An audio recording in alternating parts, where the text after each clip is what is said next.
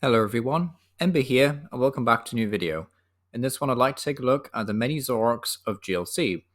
As always, if you have any future suggestions for this series, then, let me know down below in the comment section.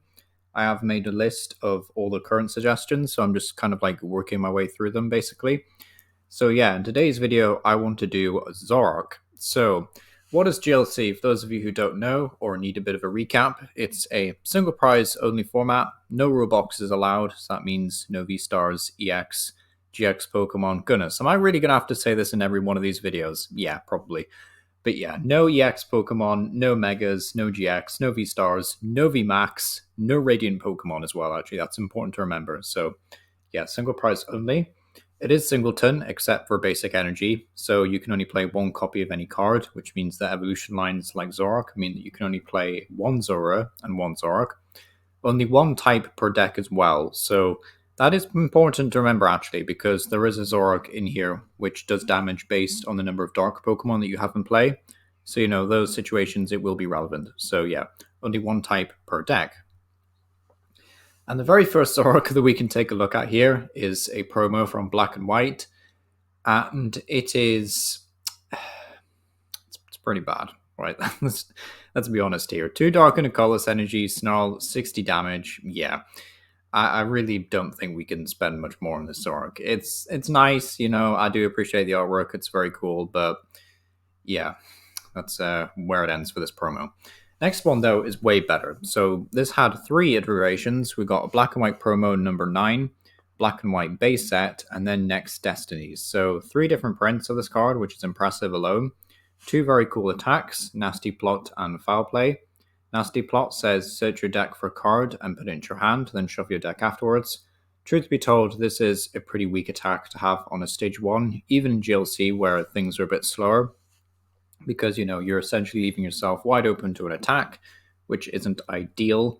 Plus, dark type control stuff isn't really much of a thing in GLC as far as I can tell, so it's just not the best attack in the world. Like I talked about this in the Jirachi video, where like Jirachi's a basic that has this attack, and even then it's a bit risky. So having a stage 1 to do that, then yeah, not like the greatest, not the best. But Foul Play is a really good attack. Sometimes choose one of the defending Pokemon's attacks and use it as this attack. So you can only target your opponent's active Pokemon to use this attack for Foul Play, which is a wee bit annoying. You'd like the flexibility to choose any attack that your opponent has in play, but being limited to the active will restrict you to, of course, to just what your opponent happens to be playing.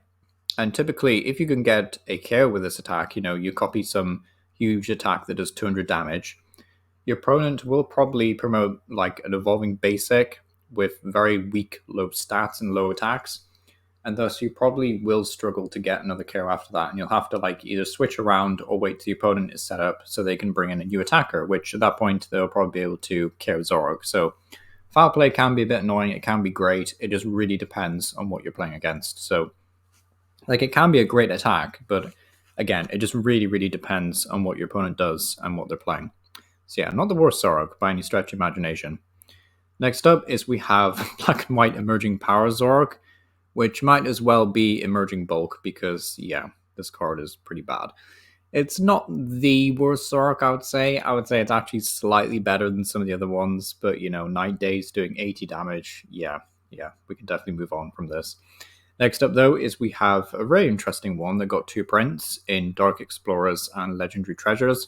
2 really good attacks, Brutal Bash doing 20 damage times the number of dark Pokemon you have in play, which is fantastic. You can't do 120 with this, or if you have a Skyfield, you can go really high, but either way, Skyfield's a bit more niche because it is a stadium, but if you're playing a lot of stadiums that buff damage, there's like Devoured Field, which increases dark Pokemon damage by plus 10, and then Lesson Studio, which increases every stage 1 Pokemon in play by damage by plus 10.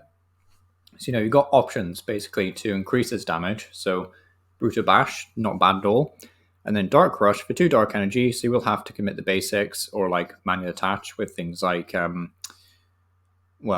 Patch and Janane's Secret Technique are kind of like the only ways really to ramp dark energy from like trainers. But either way, Dark Rush doing 20 damage times the number of damage counters on Zoroark. Not the worst attack in the world by any stretch of imagination. You're a bit fragile, which is my main concern with these sorts of attacks. But you know, if your opponent pokes you for like 50 damage, I mean, that's 100 base. So that's not really a bad starting point, you know? You will have to try and modify Zoroark's HP to get the most out of Dark Rush. But again, not the worst attack to use in a pinch. But yeah, Brutal Bash is kind of like the main efficient beat stick here. Next up, though, is we have Zoroark from XY. And sadly, we are back to the bad Zoroarks. Corner and Nightclaw are pretty bad.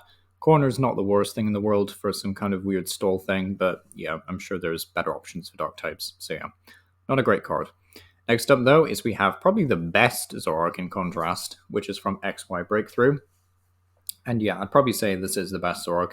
Has the ability Stand In, which says once your turn, if this Pokemon is on your bench, you may switch this Pokemon with your active Pokemon, which can be set up as a free pivot if you use either Air Balloon to give this thing 2 retreat cost less, or Floatstone from XY. Well, one of the XY sets. And Floatstone will basically just give you 0 retreat. So, you know, so Zoroark essentially becomes its own pivot, and you can just bounce around. Nothing can get stuck in the active spot and stuff like that. So, yeah, Stand In, fantastic ability. And then Mind Jack does 10 damage and 30 more for each of your opponent's bench Pokemon. So, assuming your opponent is playing GLC and they're playing a lot of Pokemon in play, which typically is the norm for most decks, I would say. So, you know, Mind Jack is a pretty good attack most of the time. So yeah, very good Zoroark, I would say, probably the best one. Next up, though, is we have Zoroark Sun and Moon Promo 89. Yeah, I mean, Doom Crush can do 120. You know, that's something, yay. I mean, the artwork's nice, I guess, but yeah, pretty bad. Next up, though, is we have Zoroark from Team Up, which does have 2 very cool attacks. Taunt says switch one of your opponent's bench Pokemon with their active Pokemon. Could be quite nice for some stall punishing. And then Night Punishment for Dark Double Colors says this attack does 20 damage for each Pokemon in your discard pile. However, you can't do more than 200 damage in this way. Now, I have singled out 2 Spiritombs here, which I thought were worth mentioning briefly. One with Dripping Grudge, which says put a damage counter on your opponent's active Pokemon for each Pokemon in your discard pile. And then this other Spiritomb allows you to search your deck for 4 Pokemon and discard them. So there is some synergy, actually, with different Pokemon. It's just a shame, you know, that there's 2 Spiritombs that have these attacks, but you know, there is some synergy out there, so Night Punishment could be quite cool. You will have to discard a lot of Pokemon, though. You know, you have to get things like Battle Compressor involved, but I'm sure you could work out some with Night Punishment and get it working. It's just, is it worth it? Maybe not, but you know, just if it's here, you know, if you want another option for playing Zoroark, but just thought it was worth mentioning, you know, for Team Up. Next up, though, is a Zoroark that's probably the most well-known, I guess, out of a whole bunch. And that is going to be, of course, Phantom Transformation, allowing it to transform into any stage 1 in your discard pile. Pretty cool attack. Ability, rather, sorry. It is pretty cool. I don't know how good it is, really, because you can recover Pokemon so easily in GLC, but, you know, it's just one of those things, right, where like there is a lot of stage 1s that you could recover, but I'm just not sure how good it is, you know, truth be told, because there are many ways of recovering Pokemon in GLC with like Rescue Stretcher and Broke Spirit. I'm not saying that this card is bad, but I'm not sure, truthfully, like how useful it is most of the time. Not sure. Maybe it's better than I think it is, but yeah, I'm not sure how like great this card is really. Next of those, we have one from Fusion Strike with 2 attacks, Double Claw, and Night Daze. They are both terrible. This card did not need to exist, but you know, Fusion Strike was a terrible set, to be fair, but you know, it's just one of those things. But yeah, thanks for watching. Zoroarks are very much a mixed bag, as you can see. There's like a few of them that are really cool, and there's a few which are just lame. But yeah, I do a new set review for GLC with each new release, so subscribe if you're interested in being updated. This is now a series to stay, hopefully, so let me know which Pokemon you'd like to see. There is a list, but getting through them fast as I can. If you want to dive into the competitive side, though, OmniPoke and the format creator Tricky Jim have both done fantastic videos and guides for each type. So yeah, let me know what you think down below, and yeah, thank you for watching.